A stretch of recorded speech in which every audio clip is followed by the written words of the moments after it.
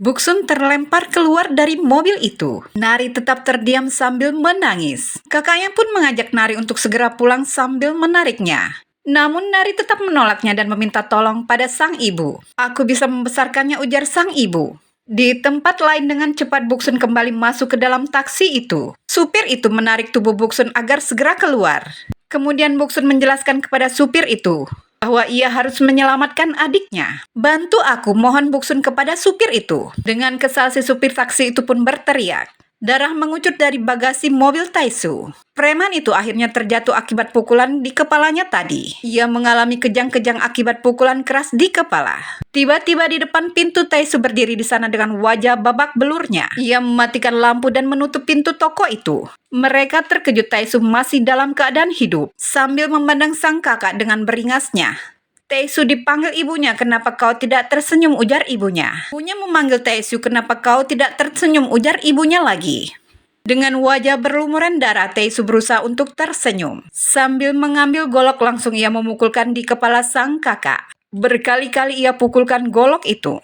Kemudian ia memukulkan golok itu di kepala ibunya juga. Tangan Taisu menarik tubuh Nari. Tibalah Buksun di alamat yang diberikan itu. Sana Buksun melihat mobil Taisu yang terparkir. Di sana Nari sedang dicekik oleh Taisu. Sambil mengeluarkan goloknya dengan berlari cepat Buksun mencari lokasinya itu. Akhirnya Nari pun tidak bergerak lagi. Dengan berlari cepat Buksun menggapai lokasi itu. Akhirnya tubuh Nari pun tidak bergerak lagi. Buksun membuka pintu sambil menusukkan pisaunya ke tubuh Taisu. Nari pun terjatuh ke lantai.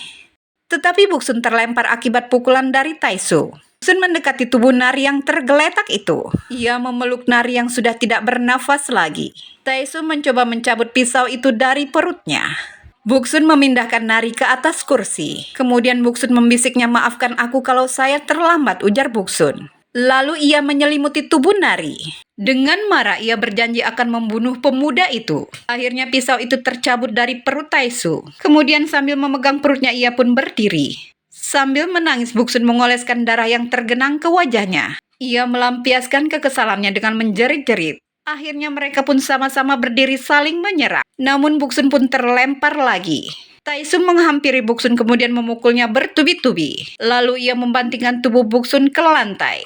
Tapi tubuh Taisu terhuyung-huyung juga.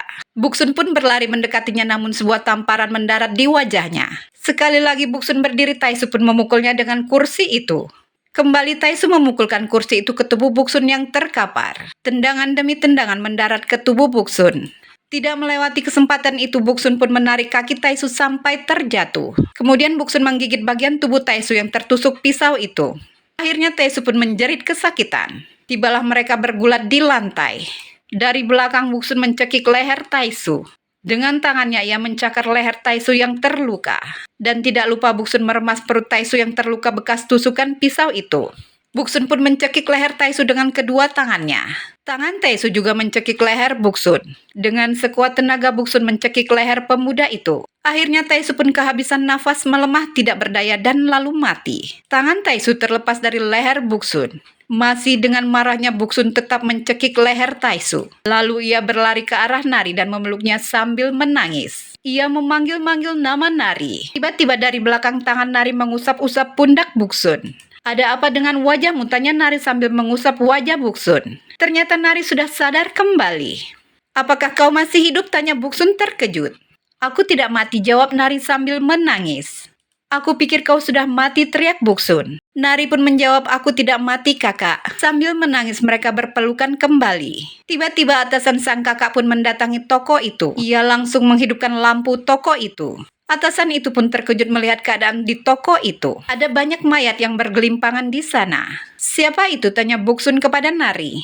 "Aku juga tidak tahu," jawab Nari. Kemudian atasan itu menyuruh mereka untuk mengambilkan ponsel itu.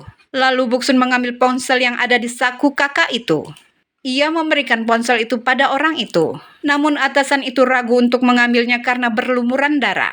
Ponsel itu pun langsung dibersihkan Buksun di bajunya.